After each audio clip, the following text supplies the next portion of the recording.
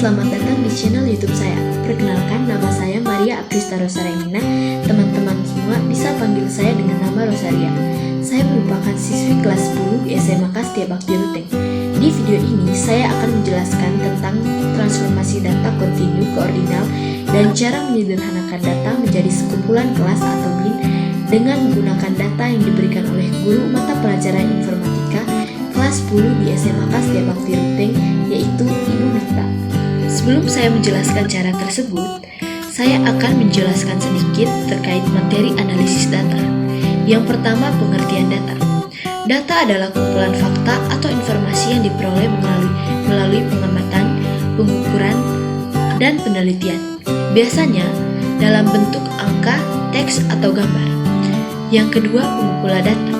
Pengumpulan data adalah proses mengumpulkan informasi atau data tentang variabel tertentu sehingga dapat menjawab pertanyaan secara logis dan kredibel. Berdasarkan cara pengumpulannya, data dikelompokkan menjadi dua jenis, yaitu data primer dan data sekunder. Data primer adalah data yang diperoleh secara langsung dari sumbernya, contohnya wawancara dan survei. Data sekunder adalah data yang sudah dikumpulkan oleh orang lain, biasanya dapat kita temukan di internet. Yang berikutnya adalah karakteristik data.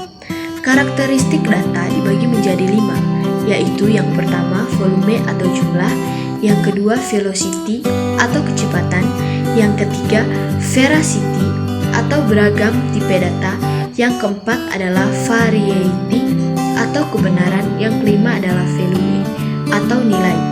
Yang berikutnya adalah transformasi data. Transformasi data adalah mengubah suatu data ke bentuk lain. Data yang umumnya sering digunakan yaitu data numerik, data kategorik, dan data ordinal. Data numerik terbagi menjadi dua, yaitu discrete dan continue. Data discrete adalah tipe data yang berbentuk bilangan bulat, dan data continue adalah tipe data yang berbentuk bilangan desimal. Yang kedua, data kategorik.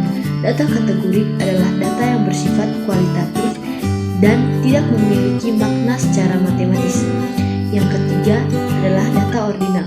Data ordinal adalah gabungan antara data numerik dan kategorik. A few moments later. Yang pertama, kita akan mentransformasikan data dari data kontinu ke ordinal. Pertama-tama, kita akan menentukan nilai akhir.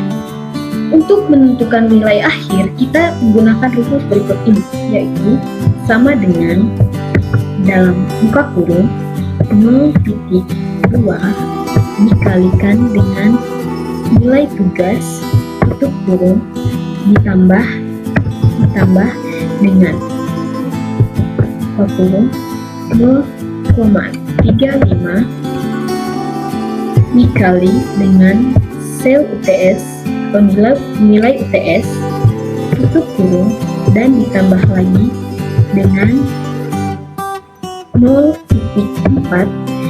dikali dengan nilai UAS dan kita akan menutup kurung. Selanjutnya kita akan meng-enter. Nah, nilai dari siswa pertama sudah muncul. Untuk menentukan nilai akhir dari siswa berikutnya, sebaiknya kita tinggal memblok saja dari siswa 1 sampai siswa terakhir.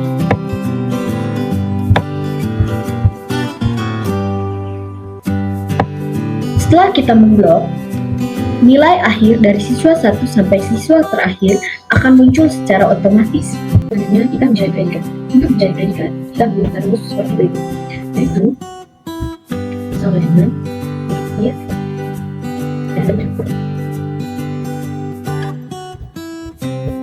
terus sel nilai akhir lebih besar sama dengan 82, sel nilai akhir lebih kecil dari 100. Dan nomor predikat yang berikan if and sel nilai akhir lebih besar sama dengan 22 nilai akhir lebih kecil dari predikat yang diberikan adalah B. Pertama, if and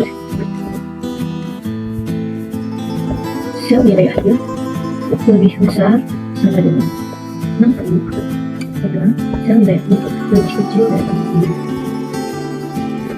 Kemudian, predikat yang diberikan adalah C. If and sel nilai akhir lebih besar sama dengan 50, maka sel nilai akhir lebih kecil dari 60. Maka predikat yang diberikan adalah D dan E.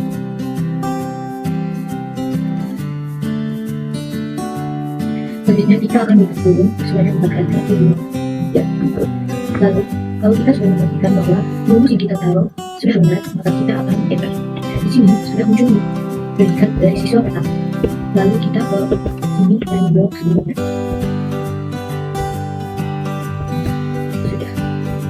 Di sini kita tekan menghasilkan sel semua. Setelah kita mentransformasikan data kontinu ke ordinal, maka selanjutnya kita menyederhanakan data menjadi sekumpulan kelas atau grup. Nah, di sini kita pergi ke menu data, lalu kita klik di data analis yang di sini. Setelah itu kita klik di histogram. Kita klik OK, dan di sini sudah muncul ya guys.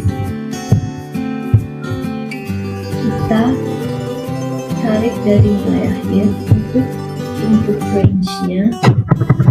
Kita menarik nilai akhir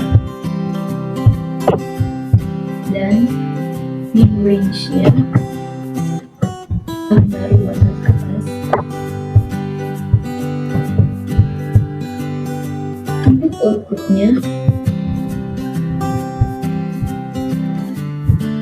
output adalah tempat untuk menaruh hasil yang kita sudah input tadi ya guys. Terus kita klik di output sampai ada muncul tanda centang. Setelah itu kita tekan OK. Ini masih loading dan histogramnya sudah jadi.